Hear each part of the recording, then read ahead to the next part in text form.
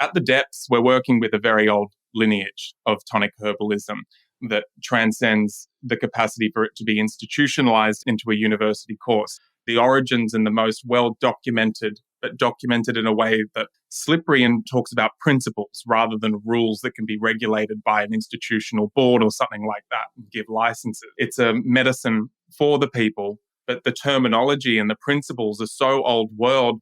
They allow us, again, to perceive the invisible thing that a system or an institution can't see. So it's the same with birth magic. It's this invisible thing that although they can't see it, therefore they don't respect it, it is there. And likewise, our capacity to go beyond a symptom-based approach or just crossing our fingers and hoping we don't get diseased.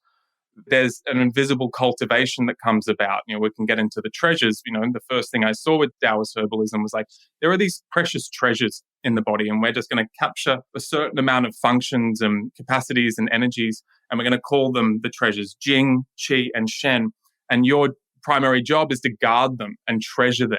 And the whole point of we use herbs to guard and treasure and cultivate and refine and get greater efficacy in the way that we balance ourselves between the Jing our physical potential, Qi, the animation of ourselves so we can animate our progression through big life stages, and our Shen is that diamond we're shining to bring that very unique, infinite part of us expressed as our personality and our virtues, but connected to that part of us, which is just for us to sense and is that invisible part. And the most important parts there are how we birth and how we die.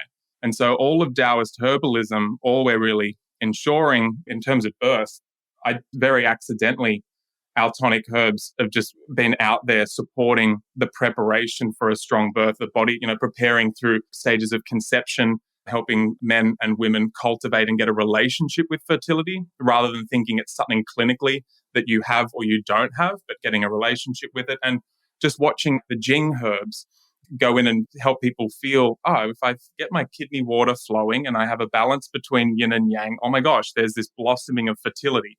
You realize you're walking on eggshells with your energy, and you come back into a cultivation space, which the herbs demand of you. Yes, they're adaptogens. Yes, they're mushrooms, but these are the superior precious tonic herbs. They suck you back into the place where you perceive your Jing, and then you invisibly perceive that life essence that is the wax of your candle, and no longer are you able just to blindly leak it or give it to someone else, give someone else that responsibility. And from there, magically, a lot of the time, whatever fertility is appropriate for people blossoms and comes about. But then the other way that when we're on the ground as adults taking these herbs, we're leading towards our last breath. And so the fundamental treasure that we start focusing is our Jing, because that Jing energy resides within the kidneys and regulates the bones, our brain matter, which is called the sea of marrow, our capacity to regenerate, have robust vigor for life. If we leak that, which is, everyone listening knows what that looks like in the West, we're all just walking around at times excessively living or living unconscientiously, leaking just that essence out of our kidneys, just like spraying it all over the place. That leads you to a dependency because you haven't been able to depend on yourself to not leak that Jing. In later years, we start deteriorating. So in the original text, they'd say, take Jing to extend your life and make sure that you don't age prematurely. So that means you don't degenerate prematurely. And when you have that foundation, you have that capacity to enter into those elder spaces. You have the capacity to not get distracted by unnecessary degenerative disease or unnecessary degeneration.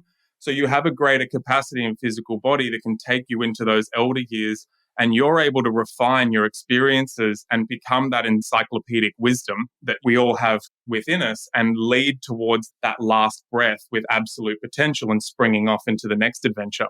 No matter what you believe, it still lies. Even if you're a raving atheist, it's still such a conscientious walking towards that breath with all those heightened senses and even just the legacy of what you share in those moments. That's what the whole herbs are about.